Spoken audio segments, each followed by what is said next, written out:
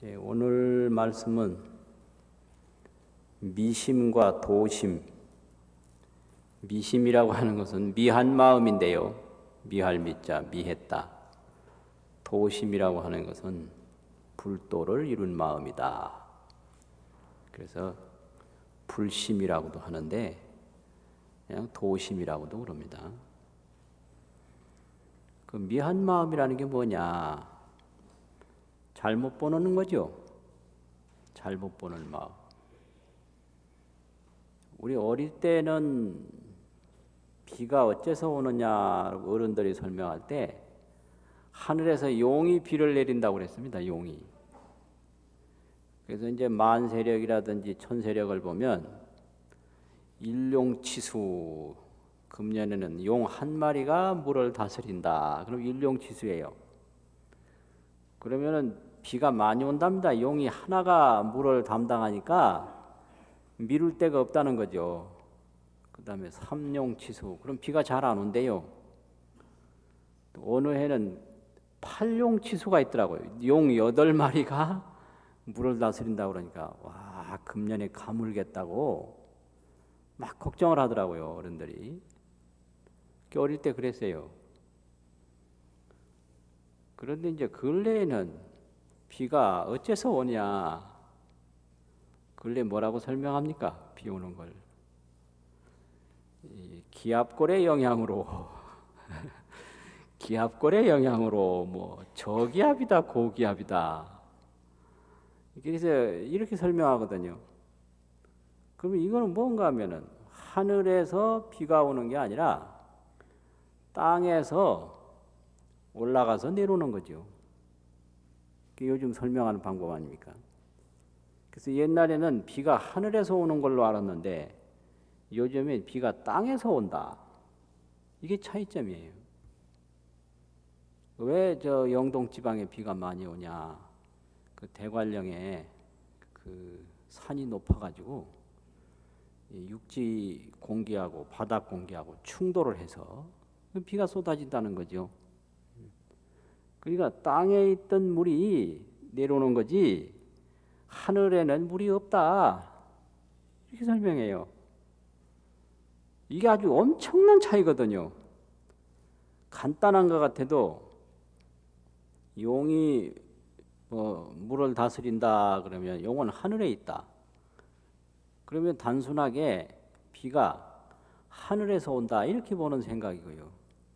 기압골의 영향으로 비가 온다라고 하면 이것은 땅에서 비가 오는 거지 하늘에서 비가 오는 게 아니라는 얘기입니다. 완전히 틀린 거잖아요. 여기까지 상식이고 문제는 비가 땅에서 오는 게 아니다. 여기서 또 문제가 있어요. 그 뭐라고 그러네요, 불교에서는.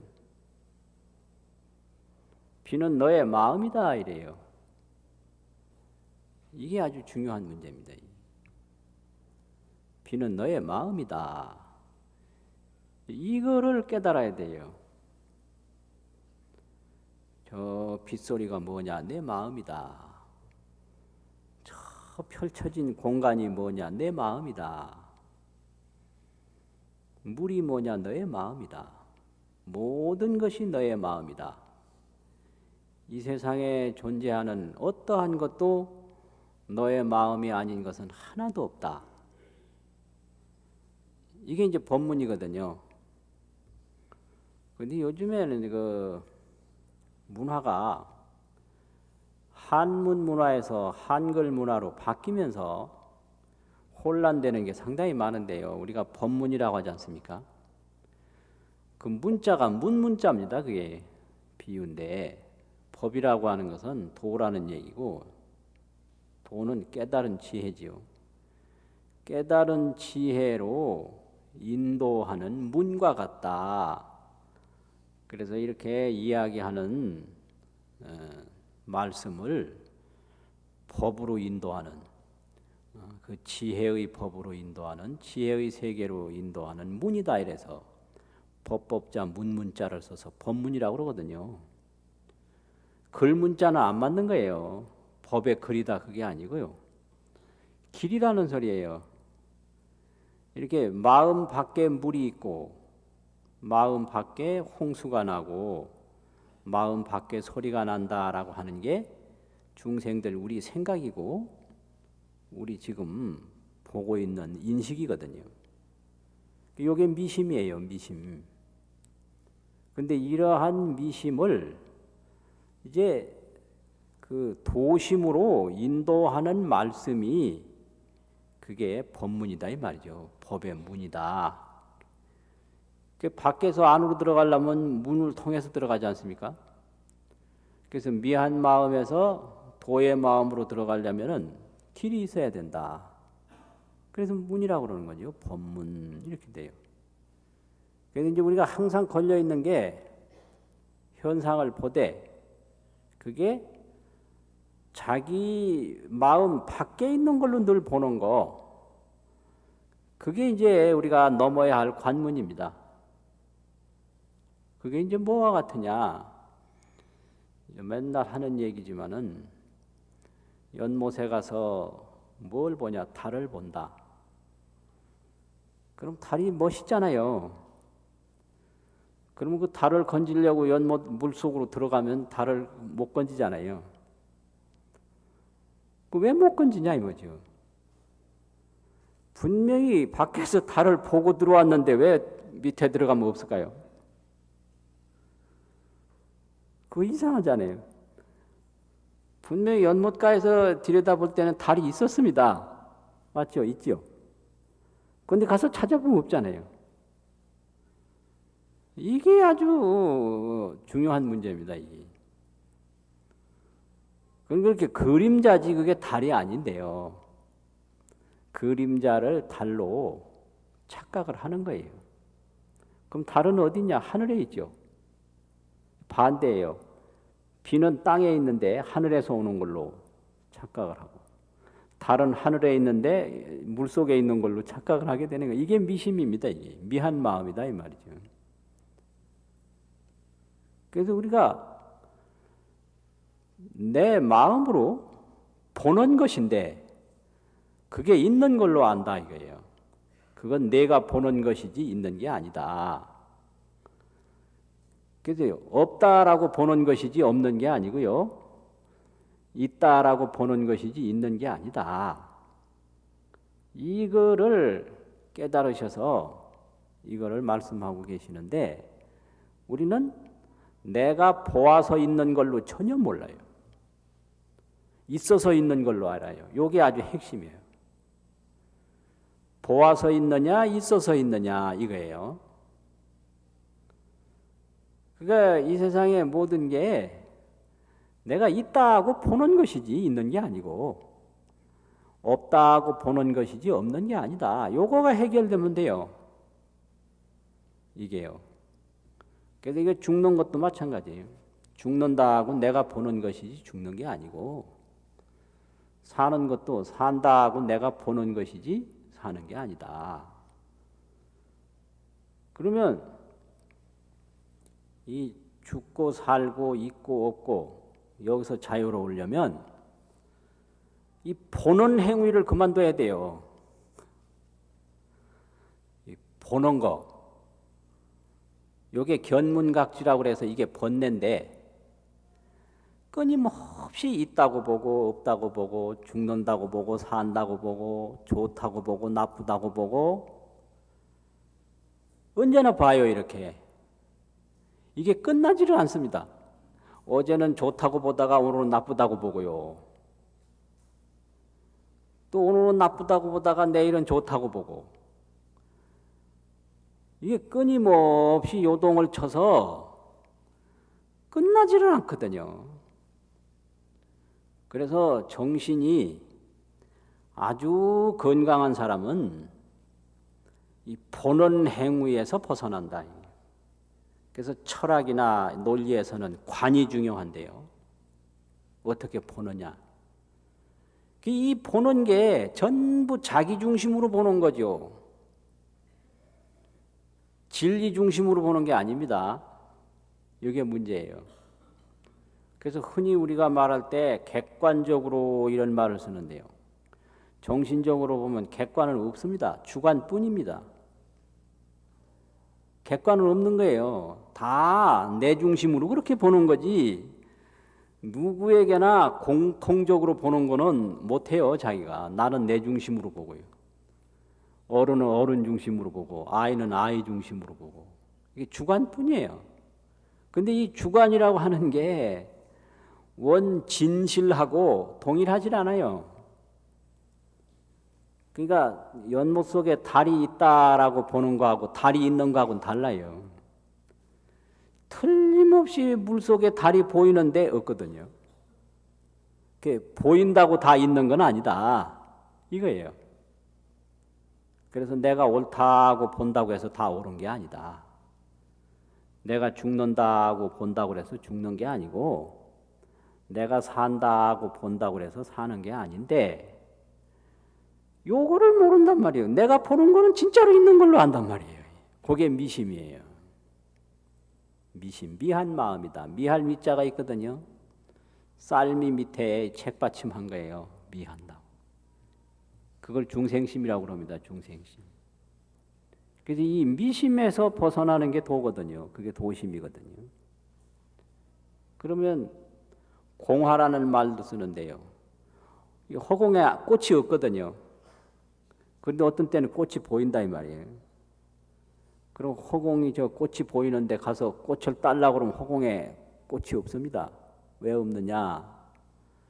꽃이 어디서 나왔느냐 하면 내 눈병에서 나왔기 때문에. 병목공화라고 병목. 눈에 병이 생기면 이게 병목인데 눈목자. 허공에 꽃이 보이는 거예요. 이게 공화예요. 그러니까 내가 눈병이 생겼기 때문에 허공에 꽃이 보이는 것이지 눈병이 없으면 꽃은 안 보인다 이건데 내가 그렇게 보기 때문에 그런 것이지 본래 그런 것이 아니다 이거예요. 그래서 불생불멸인데 나의 미한 마음으로 말미암아 생로병사를 느낀다 이거예요. 그래서 이건 느끼는 것이지 존재하는 것은 아니다 이렇게 돼요. 느낀다고 다 있는 건 아니다. 재밌죠 아주. 그래서 우리 느낌이 전부 자기 중심으로 느낀다는 거 이거를 우리가 모르는 거거든요. 아, 저 사람 나쁜 사람이다. 어떤 사람 저 사람 좋은 사람이다. 만날 토론을 해도 끝이 안 나죠. 사실은 좋은 사람도 아니고 나쁜 사람도 아닌 거예요. 경우에 따라서 좋을 수도 있고 나쁠 수도 있거든요. 그런데 나쁘다고 보는 건 내가 그렇게 보는 거죠. 좋다고 보는 것도 저 사람이 그렇게 보는 거고. 그래서 이건 보는 대로 보이는 것이지 있는 대로 보는 게 아니다 이거지. 보는 대로 보이는 것이지 있는 대로 보는 게 아니다. 그래서 있는 대로 본다라고 하면 그게 이제 자기를 잃어버리고 헤매게 돼요. 이걸 윤회라고 그래요. 집을 잃고 돌아다니는 어린아이와 같다 이거죠. 헤매게 돼요. 아, 이건 내가 만들어 놓은 세계로구나. 내가 만들어서 내가 보는 거로구나. 나에게 보이는 것은 내가 만든 그림자다. 내가 보아서 보이는 거다. 이거를 확실히 아는 게 입도입니다. 도의 세계로 들어가는 거예요. 그러니까 비가 하늘에서 오는데 이거는 땅에서 오는 거다. 이걸 확실히 아는 거예요. 이 땅에서 비가 만들어지지 않으면 하늘에서 비가 내리지 않는다. 그런데 그냥 볼 때 비가 막 하늘에서 쏟아지는데 저게 땅에서 온다 그러면 잘 믿겠습니까? 분명히 머리 위에서 쏟아지는데. 그게 사실이거든요. 그렇듯이 내가 보지 아니하면 존재하지 않아요. 내가 보지 아니하면. 그러니까 내가 어떻게 보느냐 이게 아주 중심이고요. 그런데 이 세상에 나는 것도 아니고 뭐 죽는 것도 아니고 이런 얘기를 하는데 반야심경에서 불생불멸 뭐 이런 말을 하는데 문제는 뭐 태어난다고 보고 죽는다고 보고 나쁘다고 보고 좋다고 보고 끊임없이 본다는 거죠. 이것을 번뇌라고 하고 이걸 윤회라고 그러고 이걸 고해라고 그럽니다. 고통받아라고. 고통받아라고. 그러면 도의 세계로 들어가려면 이렇게 보는 습관을 집어치우고 그냥 자제하면 돼요. 그냥 갈 때는 가고 올 때는 오고. 이거를 근심 걱정을 내려놓는다 이렇게 얘기를 합니다.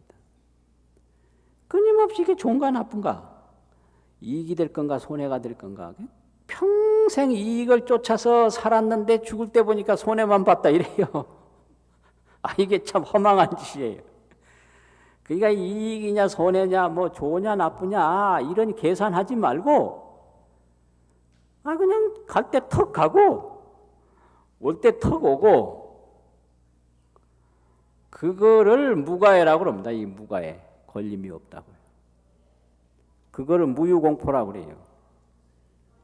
이 세상에 두려워할 일은 없다. 천하의 무적이다. 천하의 적이라는 건 없다라는 거예요.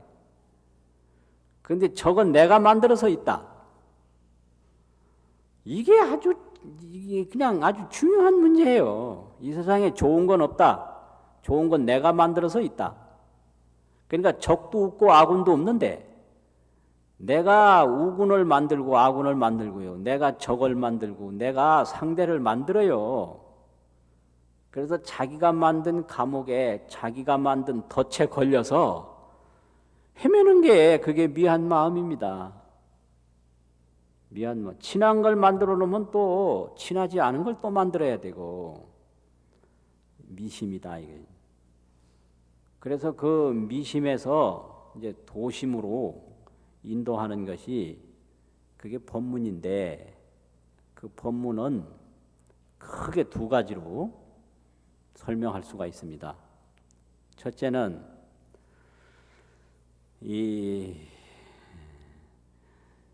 그건데요.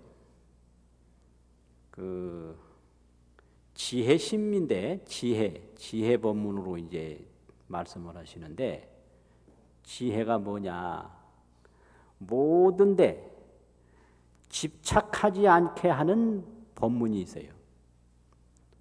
그걸 상징적으로 하면 절에 들어가다 보면 입구에 그 무섭게 생긴 사천왕이 있거든요. 거기 방망이도 가지고 있고 칼도 가지고 있고, 또 금강절하고 또 사천왕이 있어요. 양쪽에 이 세 발이 있고요. 복판에는 하나거든요. 그걸 금강방망이라고 해가지고 방망이 젖자가 있습니다. 나무 목변에 오전오후라고 하는 그 오자 쓴 거예요. 방망이 젖자. 이 금강절하고 그래요. 근데 내가 어릴 때 절에 가서 제일 무서운 게 그 사천왕이었어요.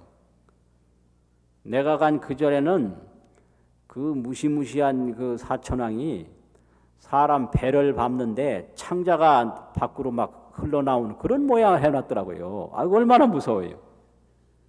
그러면 이 방망이, 칼 이게 뭐냐? 그래서 내가 처음에 절에 왔는데 그걸 많이 묻더라고요. 불교는 잡인데 왜 칼을 가지고 문간에 서 있냐? 그 설명 못 하겠더라고요. 그래서 그 선배 스님들한테도 물어봐도 신통한 대답이 없어요. 그래서 이제 그걸 자꾸 이제 연구를 해보니까 그 답이 나오는 거예요. 그거는 방망이가 부수는 거, 칼 잘라내는 거잖아요. 방망이 부수는 거예요. 부수기 위해서 방망이가 있는 거거든요. 잘라내기 위해서 칼이 있는 거거든요. 창도 밀어내기 위해서 창이 있는 거지 않습니까? 지혜를 말하는 거예요, 이게요. 사천왕은 지혜를 말한다. 지혜는 어디에도 집착을 하지 않고 두려움을 느끼질 않아요. 두려움도 쳐부수고 집착도 쳐부수고 걸림이 없는 거예요. 좋은 것도 부수고 나쁜 것도 부수고, 어떤 생각이든지 일어나면 부숴버려요.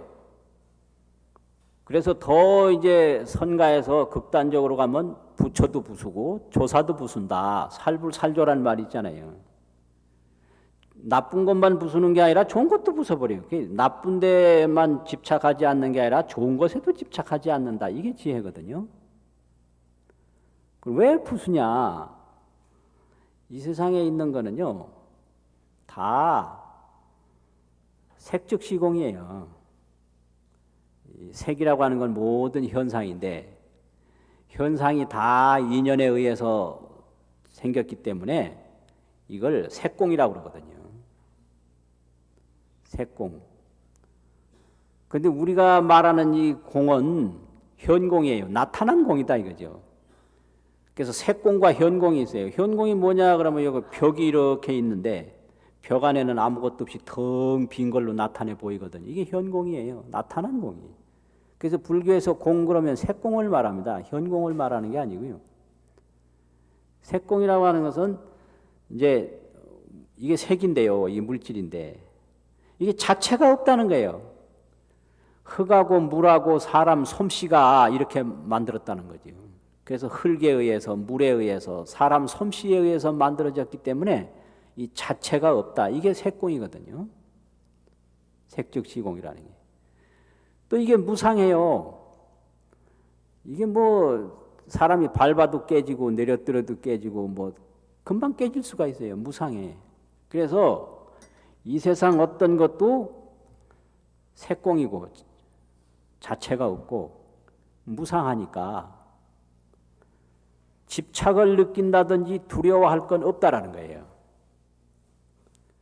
그래서 이 세상은 집착할 것도 없고 두려울 것도 없는데 그걸 실체를 보지 못하고 부질없이 집착하고 부질없이 두려워하니까 그게 미한 마음이거든요.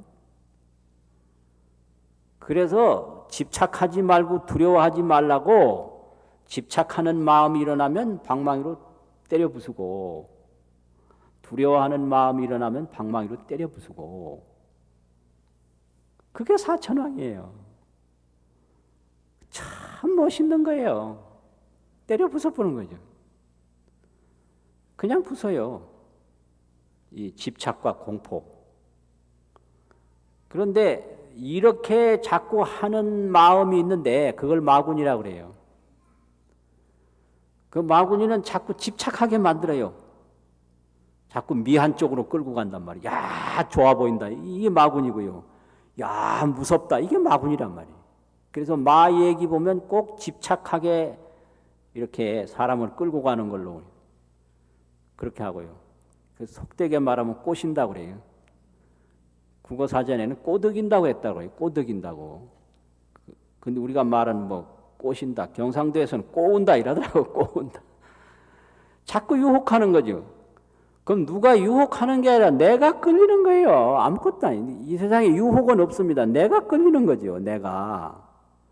그러니까 자기가 넘어가 놓고 나를 그쪽으로 끌고 갔다고 원망해요. 그건 자기가 책임을 안 지는 거거든요. 자기가 선택한 거예요.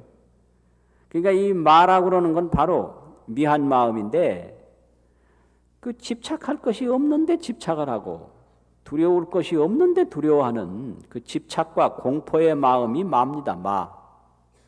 그걸 마군중이라고도 하고 마군이라 이렇게도 하고요. 근데 그건 미심이에요. 그래서 무상하니까 집착할 게 없고 자체가 없으니까 집착할 게 없는데 자꾸 집착한단 말이에요. 그러니까 이 집착하는 마음을 때려 부수는 게 그게 방망인데 그냥 나무 방망이가 아니고 부서지지 않는 방망이 그게 금강방망인 거예요. 지혜는 부서지지 않거든요. 지혜는 써도 부서지질 않아요. 그 일반 물질은 쓰면 없어지는데 지혜는 안 없어져요. 부중불감이거든요. 지혜는 그게 그 금강방망인 거예요. 그게 사천왕 딱 버티고 있는 게 집착하지 마라. 두려워하지 마라. 이렇게 되면 어떻게 되느냐? 자기구제가 되는 거죠. 자기구제가. 누가 나를 괴로움으로 끌고 가는가? 나의 집착이, 나의 공포가 나를 괴로움으로 끌고 가요. 그렇잖아요. 내가 젊어서부터 너를 위해서 얼마나 고생한 줄 아느냐? 누가 고생하랬나요? 아무도 고생하라 소리 안 했잖아요. 그 나의 애착이, 나의 집착이, 나의 미련이 그걸 만든 거잖아요. 그러니까 학위는 자기가 해놓고 보상은 딴 데서 받으려고 그래요. 이게 어리석음이죠. 그게 미한 마음이에요. 정신치료하는 분인데 깜짝 놀랐어요. 어디 뭐 식사하는 자리인데 앞에 앉았던 여선생님도 정신치료자거든요. 그러니까 노인이 밥을 자시려고 이래 앉아 있는데, 아니 밥을 자시면 뭐 뜨기도 하고 뭐 담기도 하고 해야 되잖아요. 근데 이 양반이 이야기만 내 하고 밥 먹는데 관심이 없어. 그러니까 앞에 있던 그 정신치료자 여선생님이, 선생님 이거 떠드릴까요?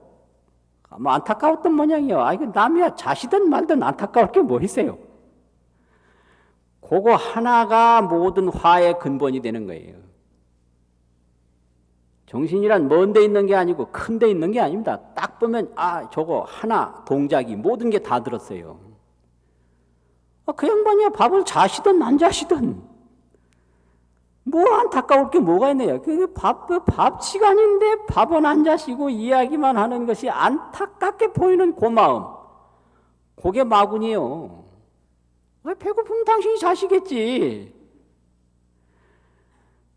이 양반은 치료가 잘 안 되겠구나, 내가 느낄 때. 그 여선생님은. 안타까움이 있으면 환자가 오면 환자한테 말려들어요.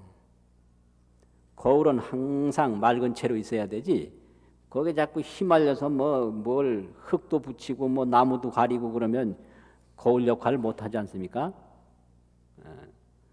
그거 안타까운 마음, 요게 아주 모든 고통의 근본이요. 그러니까 떠드릴까요? 그러니까 그걸 딱 알아챈 거예요, 이 치료자, 이 노인이. 그러니까 뭐라 그래? 할 일 없으면 해. 이런다고요.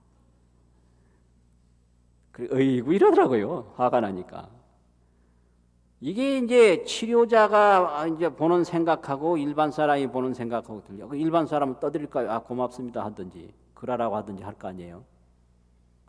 그런데 왜 나를 떠주려고 하는지 그 마음을 금방 아는 거예요. 밥은 내가 먹는데 자기가 왜 안달이냐 이거지. 안달할 까닭이 없는 거예요. 배고프면 자기가 먹겠지. 그렇지 않습니까? 그러니까 떠드릴까요? 그러니까 할 일 없으면 하라고. 그거 생각해보면 얼마나 그 냉정하기도 하고 뭐 무심하기도 합니까? 그러니까 왜 그러냐고 감정 표현을 또 하더라고요. 그러니까 또 설명하더라고요. 말이야, 사람들은 말이야, 자기가 하고 싶어서 해놓고 나중에는 생색을 낸단 말이야. 이런다. 이게 핵심이에요 또. 누가 아들 낳아서 키우랬나요? 키우고 싶어서 키워놓고 나중에는 아들한테 보상받으려고. 이게 다 자기가 만들어서 자기가 지금 당하는 거 아닙니까? 그래서 이거 하나만 간파를 하면 끝나는 거예요. 모든 정신 문제가. 말이야, 사람들은 말이야, 자기가 하고 싶어서 해놓고 나중에는 생색을 낸단 말이야. 내가 지금 뭔가 안타까워하구나. 스스로 하려고 그러는 거지. 그 다음에는 열심히 밥을 떠주었는데 거기에 대해서 고맙다는 말을 안 한다든지 수고했다는 어떤 마음 표시를 안 하면 그럴 수가 있느냐고. 똑같은 거예요. 똑같은 거예요. 그러니까 이런 게 전부가 이 마군입니다. 애착할 것이 없는데 애착하고 두려워할 것이 없는데 두려워하고. 그러니까 이 세상에는 애착할 것도 없고 두려워할 것도 없다. 자기 본래 마음으로 돌아가라. 이것이 이제 방망이에요. 그래가지고 조금이라도 집착하는 마음이라든지 무서워하는 마음이라든지 걸리는 마음이라든지 그냥 부숴버리는 거예요. 그래가지고 이제 정문을 통과했지 않습니까? 그러면 자기는 구제된 거지요. 집착 안 하고 두려워 안 하면 끝나는 거거든요. 무서움도 애착도 없어버려요. 완전히 끝나는 거예요. 자기 구제가 된 거죠. 그럼 자기 구제가 된 다음에는 어디로 가겠느냐 이거지, 도라는 게. 그 다음에는 아직도 애착할 것이 없는 걸 모르고 애착을 하고, 두려울 것이 없는 걸 모르고 두려워해서 이 고통과 근심에서 못 벗어나는 사람들이 보이기 시작하는 거죠. 그러면 그 사람들을 풀어주는 역할로 돌아가게 돼요. 그것을 상징한 것이 감노수입니다. 감노수. 관세음보살 보면 물병 들고 계시잖아요. 물은 이게 그림을 못 그리니까 물이 병 안에 들어있을 수 있잖아요. 그래서 그건 병이 문제가 아니라 물이 핵심입니다. 그게. 방망이는 그냥 방망이고요. 물이라 해야 되지, 물. 근데 물이 이게 허공에 못 떠 있잖아요. 그래서 물 못 들고 있으니까 그거는 병을 들고 계신 거예요. 그 병의 의미가 없어요. 그 안에 담겨 있는 물의 의미가 있는 거죠. 감노수. 그 감노수가 뭐냐? 이 갈증을 없애주는 거잖아요. 갈증을. 그 갈증이 그게 애착이에요. 또 갈증이 그게 공포입니다. 두려움이에요. 그러니까 이제 그 감노수를 쭉 이제 주는 걸로 들고 있거든요. 이게 관세음보살이 들고 있는 물병이잖아요. 그러니까 도로 말하면은 지혜도에서 한 걸음 더 올라간 게 자비도입니다. 자비도. 자비도. 그래서 지혜는 나를 구제하고 자비는 다른 사람에게 기쁨을 주거든요. 그러니까 방망이는 그 공포에서부터 벗어나는 게 방망이고, 이 감노수는 그 목 타는 사람에게 시원함을 주는 거니까 그게 자비란 말이죠. 그래서 아주 이 상징이 두 가지가 아주 중요해요. 금강저와 감노수. 지혜도를 상징하는 것이 금강방망이고 자비도를 상징하는 것이 감노수다. 그 목마른 사람에게 감노수를 한 그릇 주면 그 얼마나 좋겠습니까? 그러니까 이 정신세계가 올라가면 올라갈수록 다른 사람에게 기쁨을 주는 거예요. 이 기쁨을 주는 것보다 더 높은 진리는 없습니다. 그런데 이제 종종 보면 진리라는 명분을 가지고 사람에게 불안을 주는 수가 있어요.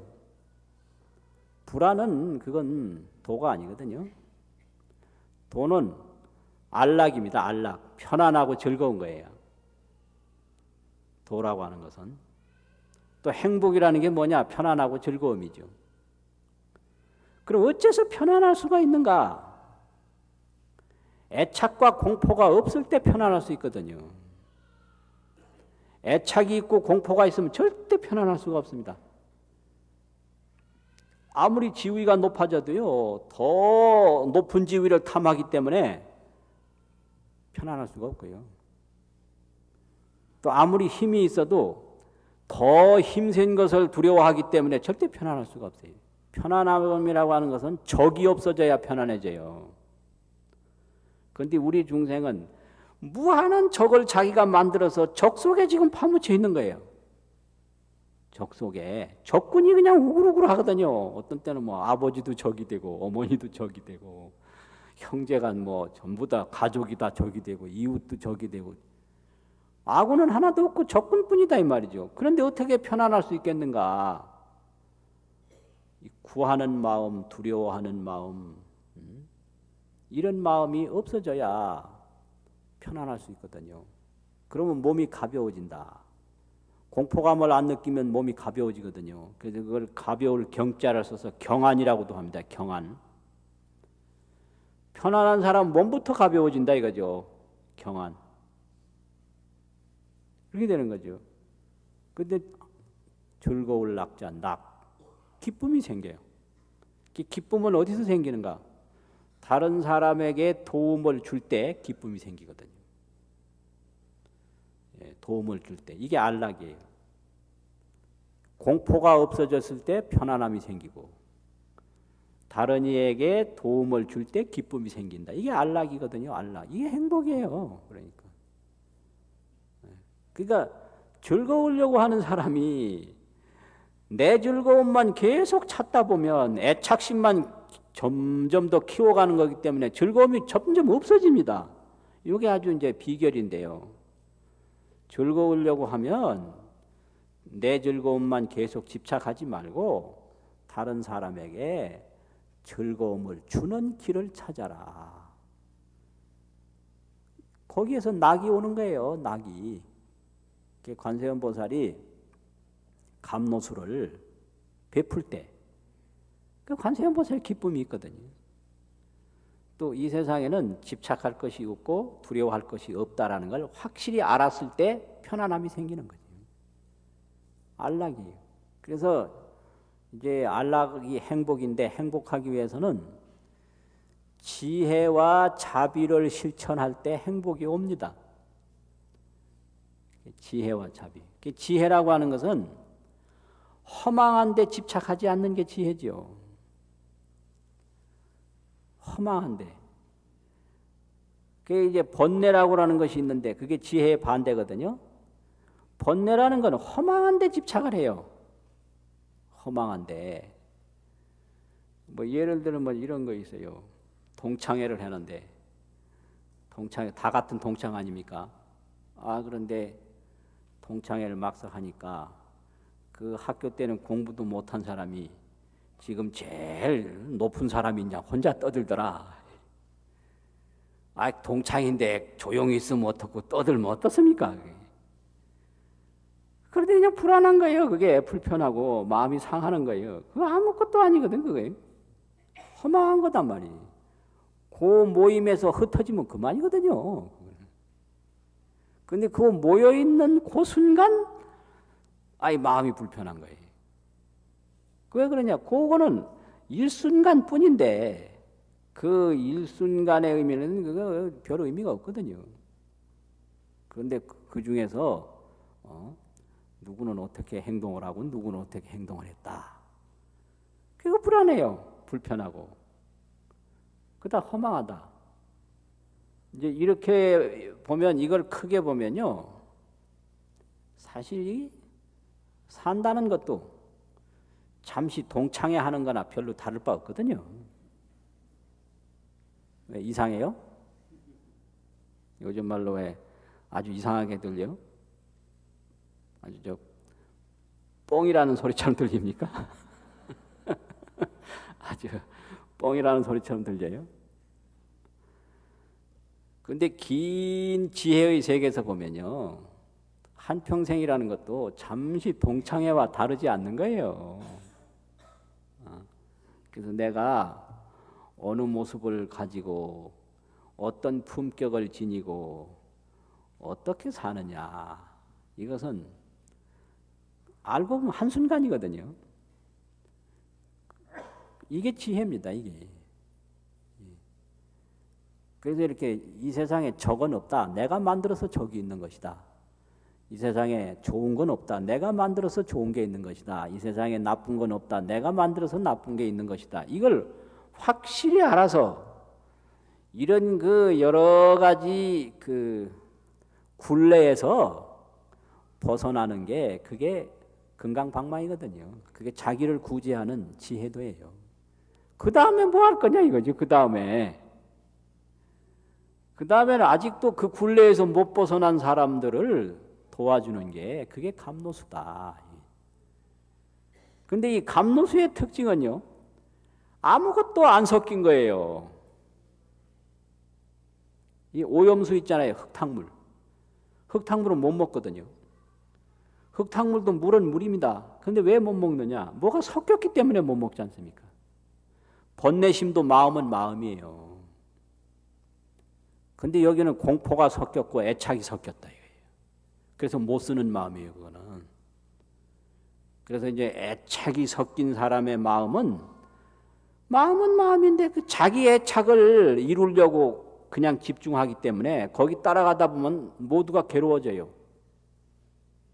모두가 어머니가 어떤 애착을 가지고 아이들을 한쪽으로 몰고 가면 그 어머니 말 따라가다 보면 어머니도 괴로워지고 아들도 괴로워지는 거예요. 이게 아주 문제라니까요. 그러니까 저게 내가 맨날 그런 얘기를 해요. 정원수 있지 않습니까?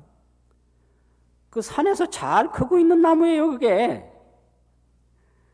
그런데 사람들이 이걸 캐다가 자기 좋아하는 쪽으로 애착을 가지고 이거 그림을 만들어가는 거예요, 모양을. 그러니까 이제 그거 만들라니까 맨날 거기 가서 쳐다봐야 되고 뭐 손질해야 되고 나무는 나무대로 얼마나 괴롭겠어요. 그러면 어떤 사람 내가 너를 위해서 얼마나 공을 들인지 아냐 이러겠지, 나무 보고. 그럼 나무는 누가 그렇게 하랬냐, 나도 괴로워 죽겠다 이럴 거 아니에요. 아, 이거 이해 안 가십니까? 예? 나는 당신이 캐오기 전에 더 잘 살았다. 그 넓은 산천에서. 그 당신이 태다가 뿌리 자르고 가지 자르고 이렇게 휘어놓고 저렇게 휘어놓고, 아니 못 살겠다 이거요. 못 살겠다. 그 당신도 애먹고 나도 애먹고 이거 뭐 하는 짓이냐. 이게 물로 말하면 오염된 물이고요, 마음으로 말하면 번뇌의 마음입니다. 이게. 그럼 감노수는 어떤 건가? 아무것도 안 섞인 물이 감노수입니다. 흙도 안 섞였고 다른 철분도 안 섞여, 아무것도 안 섞인 물은 누구에게나 먹으면 다 좋은 거예요. 누구에게나 먹으면 그게 감노수지. 뭐 일정한 뭐가 섞인 건 감노수가 아니에요. 그래서 누구를 돕는다라는 게 자기 애착으로 접근하면 자기도 괴롭고 상대방도 괴로운 거예요. 그러니까 자기 문제 다 해결된 그렇게 평정심을 가진 마음으로 내가 공포에서 벗어났듯이 상대도 공포에서 벗어나게 하고, 이런 거예요. 이런 거예요. 내가 애착에서 벗어났듯이 상대도 애착에서 벗어나게 하고. 절대로 죽음이 두려운 게 아니고요, 애착이 두려운 거예요. 죽음이 문제가 아니고 삶에 대한 애착이 문제다. 애착 없는 사람의 죽음은 열반이에요, 그게요. 그래서 부처님의 죽음을 열반이라고 하지 않습니까? 왜? 애착에서 벗어났기 때문에. 그렇잖아요. 그러니까 이게 문제가 죽음에 있는 게 아니에요. 애착에 있는 거예요. 애착에. 그러니까 애착이 있으면 공포가 있게 마련이고 두려움이 생겨요. 그래서 공포는 애착에서 온다. 그렇거든요.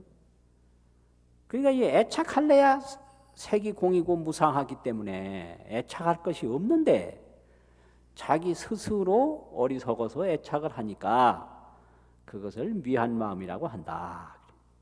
그래서 이제 미한 마음에서 벗어나는 게 그게 나의 편안함과 나의 즐거움을 얻는 길이거든요. 그럼 어떻게 하면은 미한 마음에서 벗어나느냐? 공부하시면 돼요. 공부. 금강경은 공부를 자꾸 하시면 애착에서 벗어나게 되고요. 법화경 보문품 공부를 자꾸 공부를 하시면 감노수 자비행을 닦게 돼요. 그래서 이게 이제 우리나라에 3대 경이 있는데 금강경, 법화경, 화엄경이거든요. 그러면 금강경은 그 애착과 공포에서 벗어나게 하는 경이 금강경이고요. 법화경은 특히 보문품에 가서 감노수를 베풀게 하는 경이 그게 보문품입니다. 그리고 이제 화엄경은 이거 둘을 다 합쳐서 중단 없이 멈춤 없이 계속 정진하는 경이 화엄경인데요. 화엄경 중에서도 핵심이 보현행원품입니다. 보현행원품. 그러니까 뭐 많이 할 것도 없고요. 금강경, 관세음보살 보문품, 보현행원품 이 세 가지만 자꾸 독송하시고 또 마음에 반조하시고 허공계가 다하고 중생계가 다하고 중생업이 다할 때까지 나의 이 행원은 멈추지 않는다. 그리 돌아가는 게 그게 불교예요. 그래서 오늘 법문은 미심과 도심, 또 금강방망이와 감노수 이런 얘기를 말씀을 드렸습니다. 공부 많이 하십시오. 마치겠습니다.